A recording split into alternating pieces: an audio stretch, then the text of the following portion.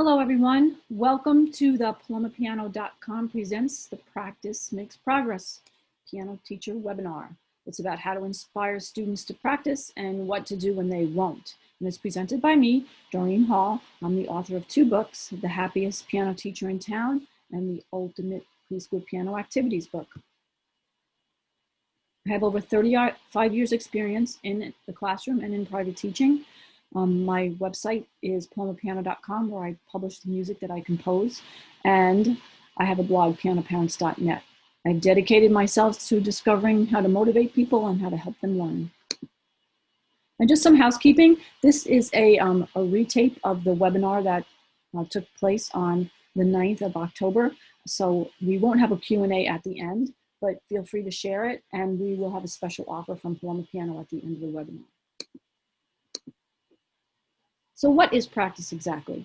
Practice is to perform or work at repeatedly so as to become proficient, or to train by repeated exercises, according to Merriam-Webster. So we're going to do part one, the setup. Make sure your students have the right tools for the job. A great teacher, that's you. Motivation, they have to have some desire to learn how to play the piano. It's a big project, so we want to make sure they're interested. Time to practice, a supportive family. A piano is really important. You've got to guide your families on this, because a lot of activities you can do, you don't necessarily need to have, if you take horseback riding lessons, you don't need a horse. If you take swimming lessons, you don't necessarily need a pool. So it's important to let them know that they do need a piano and that we can guide them on what kind of piano they are to get. Have clear, attainable goals as you go along. It's important for families to discover what you are teaching, and it's important for you to discover what they want to learn and to establish your expectations as a teacher right from the very beginning. So you want to have that first interview with them, or even if you've had them for a while, periodically sit down and make sure everybody's still on the same page. I recently had a parent come to me and she wanted her daughter to learn how to play the piano, but not necessarily learn how to read music. She just wanted her to have fun, play by ear, which, that's fine, but that's not my program. So I think she ended up going to another teacher, which is fine too. And then you want to set your students up for success. The greatest indicator of student success is the high expectations of the teacher. So make it clear from the very first day or from this day forward that your students must attend lessons regularly and practice, and that you expect them to do so. With children, especially younger children, it's important to get parents on board right from the start. I recommend you put your studio policies in writing in more than one place and find a way to keep track of what's assigned. This is more difficult now that we're all online. There's a lot of great apps. Some of the apps I like better than others. I like to be able to look back and see how long my student has been working on a piece and see notes from previous weeks. So for me, the old-fashioned notebook works well. And now my students and I are each keeping notebooks on our own side so we can write things down. And then I want you to know that one of the things that's really worked well in my studio is to nurture a musician mindset right from the start. So from day one, you walk into my studio, you're a pianist, you're a musician, you're part of this club of people who's dedicated their lives to learning music. And I think having that mindset that, this is what we're doing, we're artists, we're taking on this challenge, this is really cool, it's special. It just really helps the kids to really get into it and get excited about it. And also your adult students as well. And then in my studio, I call this the magic word. And the magic word is imagine. So I use this word all the time. Imagine how you're going to feel when you can finally play that Bach minuet all the way through from memory. You're in 3rd grade. Imagine how good you're going to be by the time you get to 10th grade if you keep working hard.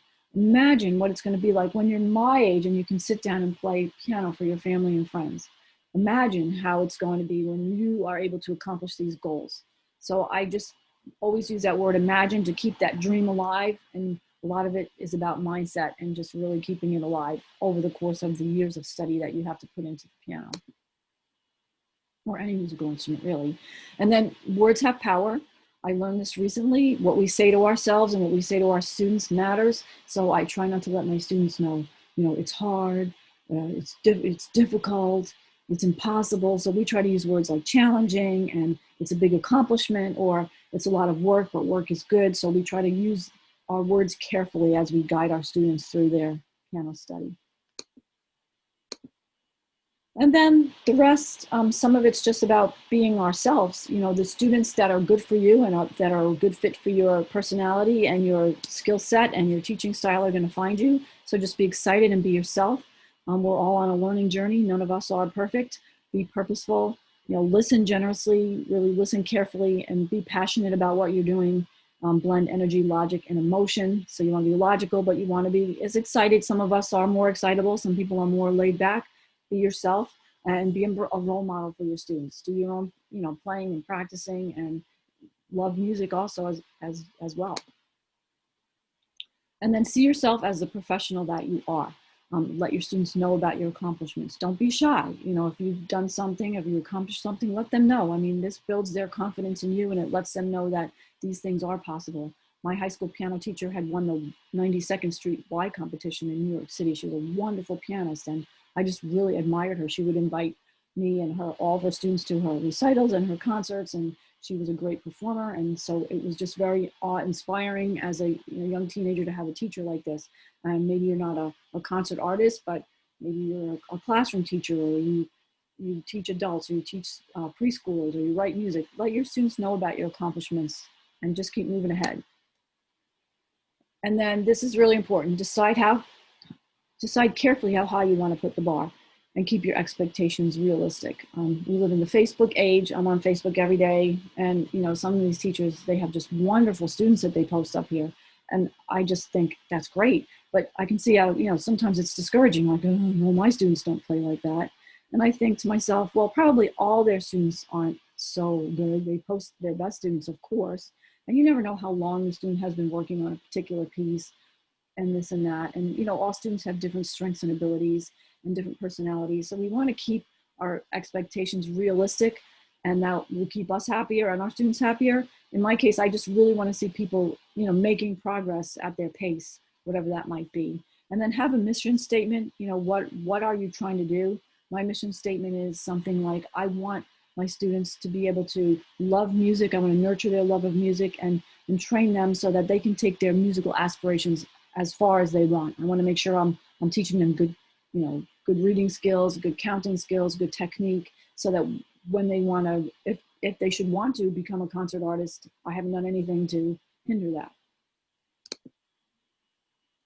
The other thing that's really a big deal, especially now that so many of us are teaching online, I don't know about all of you, but teaching online for me is much more mentally and physically tiring than teaching in person. I mean, I don't have to travel, but you know, it's tough. So make sure you're well rested, eat and schedule breaks. I taught 7 students in a row the other day. That was probably too many. I should have scheduled a break in there, like 15 minutes to just walk around the block and get, you know, a cup of coffee or something like that. Be really careful when teaching online. Be sure to nurture your own love of music. If you come to my house between 8 and 10 o'clock at night, you'll hear the piano. I love to play, and sometimes I forget that I really love to play. So nurture your own love of music. This will fill your tank. Make time for your own practice and your own musicianship, because you are a musician before you're a teacher. And then part 2, we're going to go over some practical aspects of getting students to practice. And in my studio, I have age-appropriate practice guidelines. I like to start students as young as 4. So 4 through about 6 years old, I have a parent attend lessons and supervise practice. You know, I want mom or dad or caregiver at that lesson so they can help at home. By the time they reach 7 through 11 years, whether they're beginners at that point or they've been studying for a while, I want them to start practicing independently. However, in my 35 years of teaching and being a mom of 5 boys and a grandmother now of 4 children, I know that kids 7 through 11 years old, around about those ages, they need a reminder. They won't remember to do it on their own. So they need, you know, don't forget to practice. Go to the piano and practice. So I ask parents of those age students to help them with that. And then around middle school, 12, 13 and up, I want them to start to take, you know, responsibility and practice independently, totally. And then the other thing is focus on tasks, not time. I assign what I want you to do each day specifically and how many times I want you to do it. I don't set a time, 30 minutes a day, 1 hour a day, 15 minutes a day. You know, I usually don't do that. I had a friend in elementary school who took piano lessons, and I took piano lessons. My mom was not very involved in it. I did it on my own. My friend's mother would set a timer, for 30 minutes and make her sit by the piano. I don't know. I don't know what she did for those 30 minutes, but I guess she never really got very far with it. And I never ask my students, did you practice? Because we're teachers, we know if they practice pretty much or not. Maybe they practiced incorrectly, we got to work on that, but you're just kind of going to get the answer yes, or once in a while you get an honest answer no, but I don't find it very useful. And instead of that, I have them evaluate themselves. So they'll play something and I'll say, how did you think? How do you think that sounds? How do you think that went? And, a lot of times kids will be honest, well, that wasn't very good, or that wasn't great. And then we'll be more specific. What went well? What could you do better? What challenges did you have at home this week? Was something going on? What happened? And then sometimes I ask them, what do you think about when you're playing? What are you thinking about? Because sometimes their mind is a million miles away and they're not paying attention. Also, I notice a lot of times some of my students have really strong ears. They're not always looking at the music when they're playing. They're looking at their hands. And so I'll have to redirect them to look at the book. So then I work with my students to plan their practice goals for the week. I ask them how much time they have. I ask them how many times they think they should practice something, how they should practice something, where they should start in the piece, what could they do here and there, what's your timetable for finishing this piece. Of course, this is a beginning formal piano method book, so she's going to probably finish 1 or 2 pieces a week. But, we talk about as the repertoire gets more difficult, it takes more time. But I try to work with them so they're involved in that. The more they're involved in it, the more success you're going to have in getting them to do it. And then this infographic is available on my website, palmapiano.com, and sometimes you'll see me post it around Facebook. It's on my Facebook page. But it's 7 ways to establish good practice habits. So I want my students to practice on the day of their lesson, after their lesson, and we're going to talk about that a little bit more further down in the slides. Have a set time to practice each day. Really helps if you're doing it after dinner. Once your homework is done, you go practice. My set time is before bed, before I knock off for the evening. I like to practice late at night. And then I ask them, do a check through before bed. Did you do everything you're supposed to do today? And was the piano on that list? If it wasn't, make sure it is tomorrow, if it's too late to get up and go do it now. And then leave the sheet music or your book open on the piano. Make it really easy. Put tabs on your pieces. Make it really easy to find your music and have it ready to go. So when you get that time and that urge to sit down and play, you don't have to go rummaging around or go out in the car for your book. I know sometimes my students have confessed to have left their book in the car all week. So we want to make sure they get that music out and put it on the piano when they're on their way in from their lesson. And if there's a day where it's just impossible, if you're traveling or something, I ask them to do something musical so that they're keeping that habit going. And then always listen to music daily. On my blog, pianoparents.net, I have a summer listening calendar challenge. There's 90 pieces of classical, jazz, some all different kinds of interesting music. I change it every year, and then I leave it up all year. So if your students have no idea what to listen to, you could start there. So look at this cute little guy. With all of this advice, you should be all set. Maybe not. Look at this girl. She's upset. She looks like she's has some orchestra music up in front of her piano or some violin music, and she's upset she doesn't have a piano book, but maybe they don't still want to practice. So part 3 is why students don't practice and what to do about it. And I've done some research on this, and some of this is just my personal experience. But I want to go back if I find my students are falling off the practice wagon and ask, do they still have a piano? Is it still in good repair, tuned? Does it work? Do they have adequate time? Are they overwhelmed with too many things to do? Do they still want to learn how to play the piano? Is their family still being supportive? So I want to go back through that checklist at least once or twice a year periodically, or if I see any problems arise. And then here are the top reasons students don't practice. Number 1, they can't read music well. And this is a really big problem, especially sometimes if you haven't trained them or they're transfer students. And something I find I have to constantly check on. Even some of my students will get going with reading and then not be so great with it. Especially students with really strong auditory skills. Younger kids are going to default to what's easiest. And if it's easiest for them to hear the piece and then play it and not look at the book, they're going to try to do that. And I've had to resort to not playing anything for some students, because as soon as I play it once or twice, right away they're just picking it up by ear, which is wonderful talent and skill to have, but we want them to be able to read. Because not being able to read music notation fluently makes practice tedious and frustrating. It's like trying to read a book in a foreign language where you constantly have to stop and look up a word to get the gist of the story. and it was a huge barrier to practice. So I want to check on that regularly. I want to give my students some sight reading exercises. I want to make sure I have them open the book and play something that they haven't heard. I haven't played it for them. And especially with transfer students, you want to check on this and then remediate as needed. And one big tip with transfer students is I learned the hard way over the years that if someone comes into me and they are playing a Chopin waltz, that's wonderful, but I will start them on something much easier, like maybe something out of Gillock, book 3 or 4. And then if it's really easy for them, we'll work our way up, because it's much more psychologically advantageous to start them lower and then quickly move them up than to start them on something you think is their level and then find out that you have to pull back and give them something easier. Especially with middle school and high school kids, they notice this, and so it's easier to just bump them up, because sometimes there's some skills that need to be remediated, rhythm or technique or notation reading. Sometimes they just don't know how or what to practice. If they haven't been taught how to practice and what practicing is, the repetition, where to start in the piece, which measures to practice and how to practice them, they might not be practicing carefully. They might be sitting at the piano pounding away. Then they could actually be practicing and getting worse, because if you practice incorrect notes, bad rhythm and bad technique, you're going to get incorrect notes, bad rhythm and bad technique. So you've got to really make sure they're understanding what practice is and how to do it carefully. So I always have written practice instructions. Be specific, teach students what and how to practice, go over it, tell them how many times to do it. My teacher used to write out everything for me, 5 times at this metronome mark, and she was really, really, really precise and careful about what I used to practice, and it was really super helpful. So I try to do that. And then I try to, plan with them. And online lessons present a challenge. Like I said before, I keep a written journal for myself on my side of the computer, and they have one also. And I want to make sure to keep in touch with parents, especially with the younger kids, to meet with them at the end of the lesson, text, call, and email. A lot of parents are really thrilled with online lessons. I was a parent myself, and you're running around gets really grueling, but you want to make sure you're still communicating with them, letting them know how the kids are doing. You don't want to wait until some problem comes up and then touch base with them. You want to let them know what they're working on, just like you would if they were in your studio.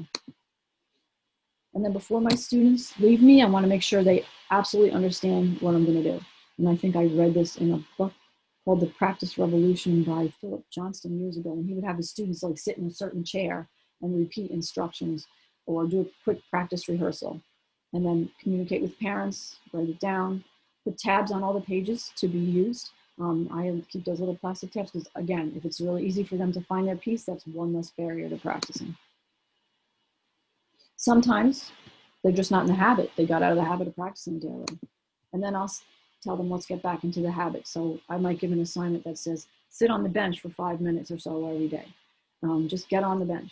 You can play something. I'm not telling you not to play. I wish you would, but at least go to the piano every day so they can get back in the habit of going to the piano every day. And then we start to work back from there if they've kind of fallen off the practice wagon. And then expect peaks and valleys. Be prepared to change lanes when necessary. Take breaks from the current course, but never from the piano. If they're really getting burned out on Bach fugues, then let's do some jazz or pop music. Let's do some playing by ear. Let's do some composition. Try not to let them take long breaks, because then they have to slide back, and especially the ones who've been studying less time can really lose everything. If you've been studying for a year and you take 6 months off, you're likely to be back to square one. So you really want to keep them going and excited, and that's why we have to fuel our tank, because teaching sometimes is just a lot of giving. Sometimes kids are just bored or burned out. Again, this is time to change lanes, find some fresh repertoire. There's tons of stuff going around right now, all kinds of composers jumping in with all kinds of great music and fresh stuff. It doesn't always have to be strictly in the classical lane. In my studio, we do other things. Maybe we're learning to play chords and read a lead sheet, but try to keep them going as much as possible. And then there are some motivational tools you can use. Challenges at times work, rewards at times work, recitals, you have to prepare for a recital, a festival. These things work for some students, but not all the students all the time. I noticed when I was in the classroom, they always had these, motivational chart where your little bee flies up to the flower if you behave and you do your homework. And it would always be the same bees that were always on the flower. And then some of the kids just didn't respond to that at all. So that's where it pays to know your student and to kind of know what motivates them. I really am into intrinsic motivation more than extrinsic motivation. I want my students to feel the joy of their own accomplishment. I didn't do it, you did it. This is your thing, you're doing it. I'm a facilitator, I'm helping you, but this is all about what your goals, your accomplishments, your imagination, what you're doing.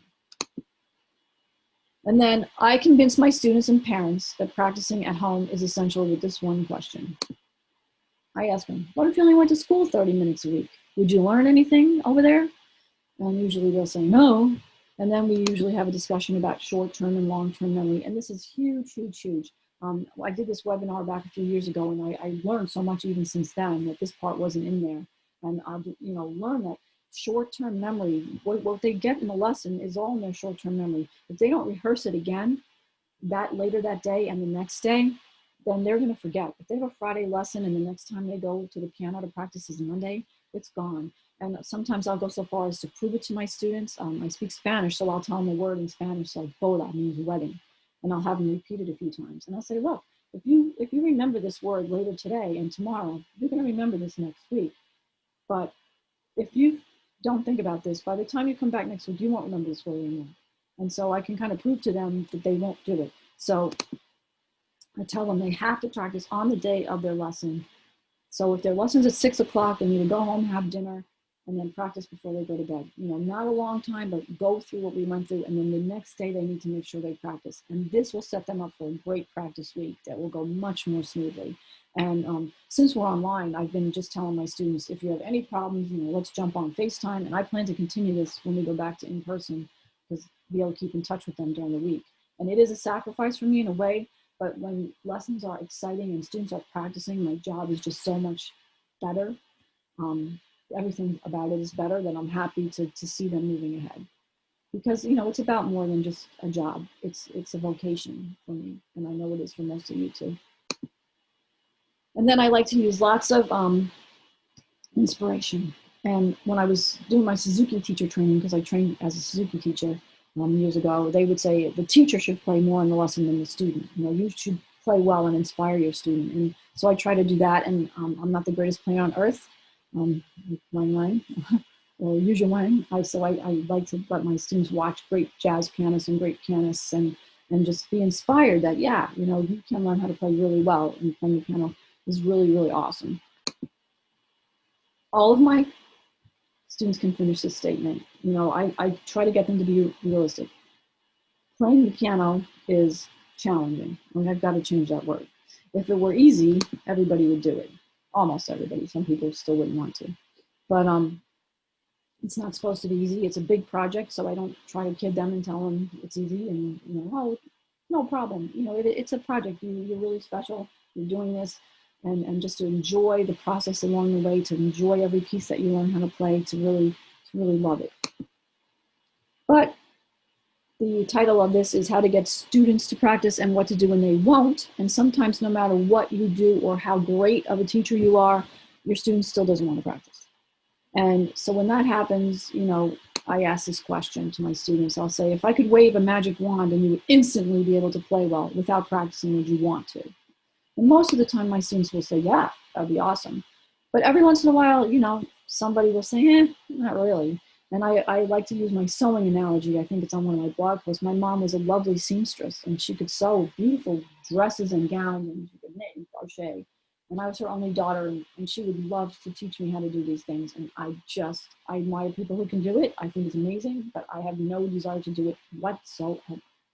So she would say, how can you sit on that piano for hours a day, but you can't go on the sewing machine? It just wasn't my interest. And so sometimes we run into that, or maybe they've lost interest. I start students at such a young age that my experience has been that a lot of times by the time my kids get to high school, they're very accomplished.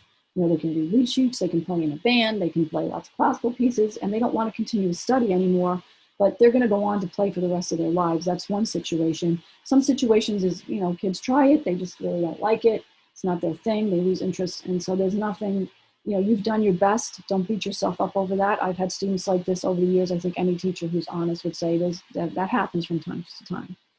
And so what I do, if the answer is no, and I put my students on what I call my last chance program. So when I see a student, falling off the practice wagon, they're just not really getting it, it's week after week, and finding myself, pulling back and assigning easier repertoire, less work. I'll have a discussion with them a few times, what you're doing, do you want to practice? And then finally, I'll ask them, do you want to play anymore? Would you want to do it? I don't know, or they'll say, no, I really don't want to, or a lot of times they say yes, whatever. But what I'll do is I'll put them on this. I go, well, I'm going to put you on my last chance program after next week if you don't come in prepared. And usually they won't. So what I do is I assign a piece that I know they can accomplish with very little effort, not sight reading level, but something that they can really do, a couple levels lower. And we'll go over it, and I'll explain to them that I really like them and that I think they're a really great person, and I'll tell their parents they're a great family. But right now, this doesn't seem to be working real well. So what I'm going to do is I'm going to fill your spot right now, and I'm going to give you some time. When you learn this piece, notes, rhythms, and everything, just call me, and we'll set up a time, and we'll get back in it to win it. So give yourself some time to do this. Most of the time, they never come back. I maybe once or twice had somebody actually come back and do all of this. Most of the time, I don't see them again for piano. But the nice part about it is we all stay friends. I explain to them that we're friends. I like you. Whether I like somebody or not is not depending upon whether they can play an instrument. And so when I run into them in the store, there's no awkward feelings. I still get referrals from these people. Sometimes I get their brothers and sisters, and it just is a really nice way when you have to let go of a student because it's not working anymore, without being accusatory. There's no drama, and they have a chance to come back if they want to. So it just has worked out really well for me over the years, and I still have many friends who left piano, but we still keep in touch and send Christmas cards and stuff like that. So it's really awesome. It really works out. So I recommend this approach if you have to let go of a student. So now I am going to palmapiano.com, and there's a gold membership, which is free, and I encourage you to sign up for it because we have lots of good freebies. And let's see. So I have all of my method books and all of my resources on here. So you can see that one girl, she was working in my method book 1. There's 4 of them. This is an accelerated book. I combined the first 2. Good for transfer students or sight reading. So these are all downloadable. They all come with the membership, and you can download and print as many of them as you want. We have music theory. We have lots of games